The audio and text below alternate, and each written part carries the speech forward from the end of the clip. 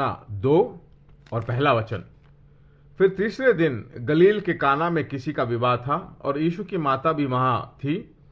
यीशु और उसके चेले भी उस विवाह में निमंत्रित थे। जब दाखरस घट गया तो यीशु की माता ने उससे कहा, उनके पास दाखरस नहीं रहा। यीशु ने उससे कहा, हे महिला, मुझे तुझसे क्या काम? अभी मेरा समय नहीं आया। उसकी माता ने सेवकों से कहा, जो कुछ वह तुमसे कहे वही करना। यीशु ने पहला अद्भुत यहीं पर किया था। यीशु हर जगह में जाकर सभी लोगों की मांगों को पूरा नहीं किया।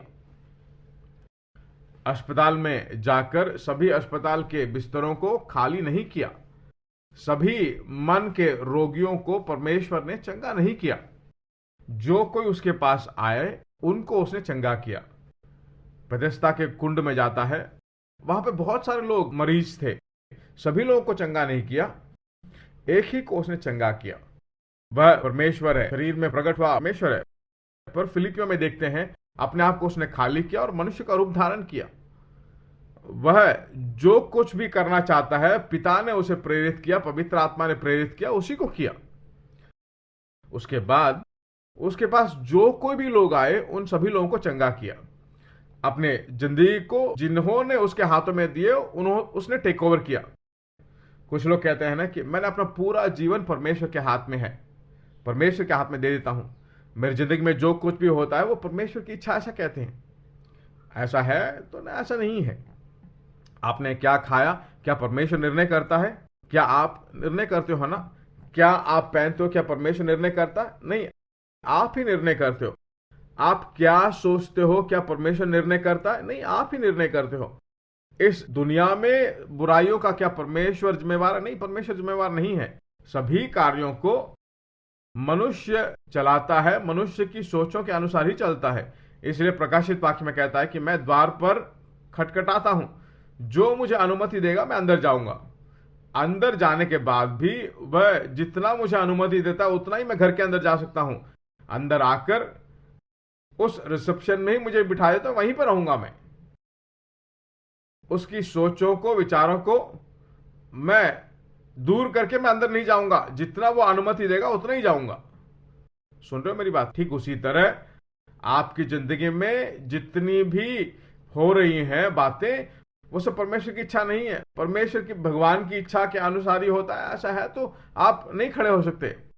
परमेश्वर की इच्छा अपने आप है। जैसे स्वर्ग में आपकी इच्छा हो, वैसी भूमि में पूछने की जरूरत नहीं। सब कुछ परमेश्वर की इच्छा के अनुसार ही होता है। तो फ्री विल ही नहीं होगा। आप घुटने टेक कर, हे प्रभु, इस भाग में आपकी इच्छा क्या है, उद्देश्य क्या, वो हो तो वहां पर होगी। आप जो उसके हाथ में नहीं दोगे उसमें प्रवेश करेगा ही नहीं। आर्थिक को अगर आपको मैं काबू कर लूंगा तो वो आपके आर्थिक में हाथ ही नहीं रखेगा, छुएगा नहीं।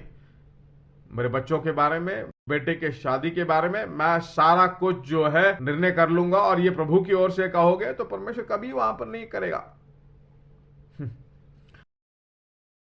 उसमें कुछ भी नहीं करेगा, किसी भी चीज को डील नहीं करेगा।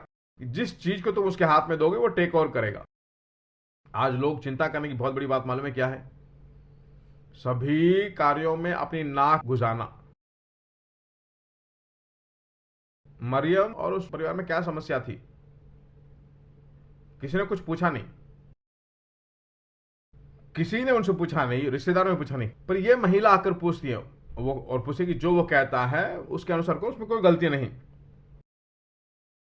कुछ कार्यों को सभी लोगों के जिंदगी के जिम्मेवारी को मुझे ही लेना है, मुझे ही ठीक करना है। सभी लोगों के भार को अगर आप अपने ऊपर ले लोगे तो आप चिंता करने के लिए शुरू हो गए हो। अपने अपने भारों को वे परमेश्वर को दे दे हैं, वो डील करेंगे, वो ले लेंगे। सब चीजों को मैं ठीक करूंगा, सब चीजों को मुझे ठीक करना होगा, मेरे अनुसार सब कुछ अडॉप्ट हो। तो मैं कहता हूं आप सदा चिंतित व्यक्ति होंगे। एक कार्य आपसे नहीं होता है, परमेश्वर के हाथों में दे दीजिए, समर्पित कर दीजिए। मुझसे समझ में नहीं आ रहा है, आप कार्यों को करें। मैं कहता हूं परमेश्वर बिल्कुल श्रेष्ठ रूप से उसको बदलेगा। पानी को दाखरस में बदला, इम्पॉसिबल कार्य है वो। उसी को बदलता है।